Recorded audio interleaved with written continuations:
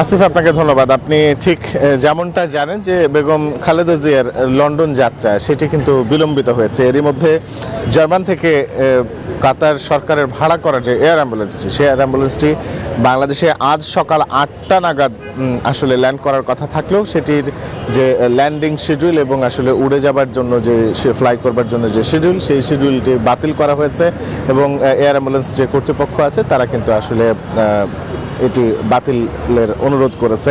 এবং অন্যদিকে কিন্তু আমি যদি বেগম জিয়ার শারীরিক অবস্থার কথা জানাই, তিনি কিন্তু আসলে 10 থেকে 12 ঘন্টা বা 14 ঘন্টা দীর্ঘ সময় কিন্তু আসলে ফ্লাইটের যে যাত্রা, সেই যাত্রার জন্য তার শরীর সক্ষম নয়, যে কারণে মেডিকেল বোর্ড কিন্তু তাকে নিবিড় পর্যবেক্ষণে রেখেছে এবং বলা হচ্ছিল গতকালকেই যে 24 থেকে 48 ঘন্টার পর্যবেক্ষণের পর আসলে সিদ্ধান্ত নিতে পারবে মেডিকেল বোর্ড যে আসলে খালেদা জিয়ার শরীর এই দীর্ঘ বিমান যাত্রার জন্য সক্ষম কিনা, এবং সেই সক্ষমতা যদি তিনি অর্জন করেন তবেই তাকে আসলে বিদেশে যাবার জন্য যে সবুজ সংকেত সেটি আসলে দেওয়া হবে এবং তাকে উন্নত চিকিৎসার জন্য দেশের বাইরে নিয়ে যেতে সময় যে আসলে কখন নির্ধারিত হবে সেটি আসলে নির্ভর করবে মূলত মেডিকেল বোর্ডের সিদ্ধান্তের উপরে। এবং এরই মধ্যে জানেন যে দেশি বিদেশি চিকিৎসকদের সমন্বয়ে যে মেডিকেল বোর্ড, সেখানে যুক্তরাষ্ট্র এবং একই সঙ্গে চীনের যেসব চিকিৎসক তারা কিন্তু সেখানে যোগ দিয়েছেন এবং সব কিছু মিলে এখন পর্যন্ত বেগম জিয়ার যে বর্তমান অবস্থা সেটি আসলে নির্ভর করবে আগামীতে বেগম জিয়া